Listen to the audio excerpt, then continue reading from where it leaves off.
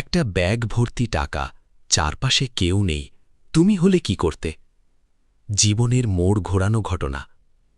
একদিন ব্যবসায়ী রাশেবকে অনেক টাকা দিয়ে বললেন, এই টাকাগুলো অন্য শহরে পৌঁছে দাও, এটা খুব গুরুত্বপূর্ণ।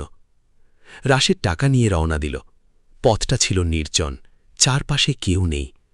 হঠাৎ সে রাস্তার পাশে একটি ব্যাগ দেখতে পেল। ব্যাগটি খুলে দেখে ভিতরে অনেক টাকা। মুহূর্তেই তার মন কেঁপে উঠল।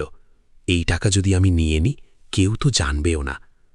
কিন্তু ঠিক তখনই তার মায়ের কথা মনে পড়ল। বাবা, হারাম জিনিস জীবনে কখনো শান্তি আনে না। রাশেদ কিছুক্ষণ চুপ করে দাঁড়িয়ে রইল। তার ভিতরে যুদ্ধ চলছিল, লোভ আর ঈমানের মধ্যে।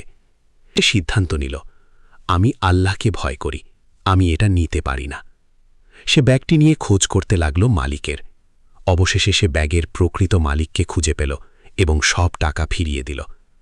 লোকটি অবাক হয়ে বলল, তুমি চাইলে এই টাকা নিয়ে পালিয়ে যেতে পারতে, কেন করলে না?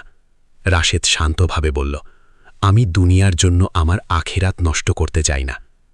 এই একটি সিদ্ধান্ত, এই একটি সততা তার জীবনের মোড় ঘুরিয়ে দিল। আপনি কি করতেন এমন পরিস্থিতিতে? কমেন্টে জানান। ভিডিওটি ভালো লাগলে লাইক দিন, বন্ধুদের সাথে শেয়ার করুন। আরও এমন ইসলামিক গল্প পেতে সাবস্ক্রাইব করুন।